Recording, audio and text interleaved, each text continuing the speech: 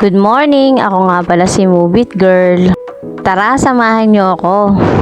Naglaga nga pala ako dyan ng malunggay, dahon ng malunggay. Yan kasi yung iniinom ko tuwing umaga, pangpalakas ng immune system yan.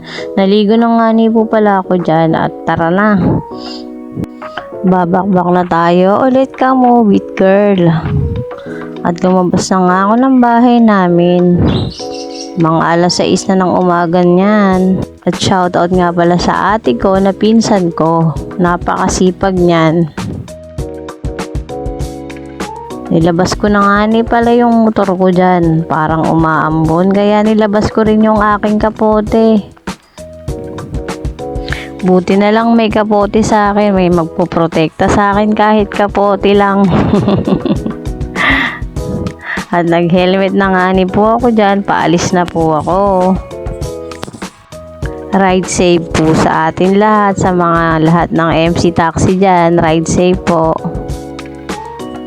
Nakailang buwi na nga ni din po ako dyan. BGC, Ayala, BGC. Tapos Pasay. Tapos wala na nga ni po dyan yung ambon. Nag-stop over muna ako sa BGC. Tapos tinanggal ko na rin po yung aking kapote. Pero yung pants sa kapote hindi pa po kasi makulimlim pa po ng time na yan. And after po niya nasa Pasay na ako, nagpagasolina po ako. Shout out po kay Kuya gasolinahan. Sa Pasay po yan, habang nagpapagas po ako, kumakain ako, sobrang gutom na talaga dyan. Tinanong ako kung anong page ko ni Kuya. Ano pangalan ng page mo? Ano? First mo Mubit Girl. Pero lalabas ang pangalan ko ng mga TRN.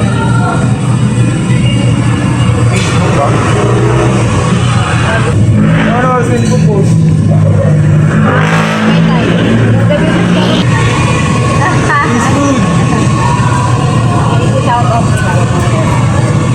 Shoutout sa mga Shoutout Maggie from Bicol. From Bicol. At from Pasay to BGC ulit. Tinanggal ko na yung kapote ko at mainit na po ang Mubit. Pagkatapos nun, alas 12 na umuwi na ako sa bahay kasi nagugutom na talaga ang ka-Mubit Girl nyo. Siyempre, paakyat yung bahay namin. Trentahin na to. May rayuma na. Hirap na ako umakyat sa hagdanan. Pagdating ko nga ni sa bahay ay naabutan kong yung anak ko ay kumakain. Sabi ko, ano kinakain mo dyan? Kumain ka ng kanin. Binilan ko siya ng mango dahil naglaba po siya. Mango ice cream. Diba? Pag masipag, may reward. At para bang namimiss ko maglambitin. Meron po akong lambitinan dito na para bang namimiss ko talagang umuwi ng probinsya sa Marinduque. Shoutout sa Marinduque. Ayan po, pagod na pero pinapagod ba yung sarili. At mga alas 3 na nga po ng hapon yan. Ay hindi, alas 4 pala. Inaantok pa ako yan. Pero kailangang magtrabaho, kailangang bumangon. Pababa na po ako niyan. Ayan na si Honda Beat Red Master. Kailangan natin kumayod araw-araw para sa bayar. Okay na, let's go. Baka na. Naka 20 bookings na po tayo niyan and napadpad naman po tayo sa Pasay City.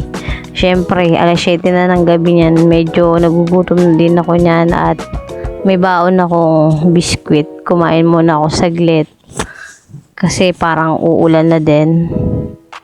Lahat po ng MC Taxi dyan, magbaon din po kayo ng tubig at pagkain in case na nagugutom kayo is may kakainin kayo. Kasi po, mahirap po ang malipasan ng gutom. Ayan, kain-kain tayo dyan, guys. Pampalipas gutom yan. Pagkatapos niya, nag-booking na rin po ako, pauwi. Medyo pumapatak na kasi ang ulan yan. Medyo madilim na rin. Mga alas 9 na po ng gabi niyan. Ayoko po magpagabi sa daan kasi marami pong masasamang tao ngayon. Mahirap magpagabi sa daan. Dumaan nga ako sa grocery at bumili akong downy at yogurt dahil paborito ko yung yogurt. Nanguha na naman pala ako sa kapitbahay ng malunggay. At yung anak ko, kumakain na ng lunch. Ay hindi, gabihan na pala yan. Pagkatapos ay binaba ko na yung gamit ko dyan. At pinagwalis ko saglit. Naku, hindi man lang nagwalis. Talagang napaka. At pagkatapos nga ni po dyan ay inayos ko muna yung electric pan. Syempre, marunong din tayo mag-ayos. Nag-aaral kaya ako ng electric wiring. Sa high school, Marinduque National High School, o diba? Okay na. Okay na to. Kaya lang wala nang At pagkatapos inayos ko nga ni din po dyan yung aming saksakan. Yung wala na kasing saksakan eh. Marunong din talaga ako. Lalabas talaga yung pagiging lalaki ko dito. Hindi lang naman sa lalaki yung pwede mag-wiring. Pwede rin naman yung babae. Kung gusto mo matuto, pwede kang matuto kung gusto mo. Yun lang. Salamat sa panonood. Pa-like and share and subscribe. Thank you po.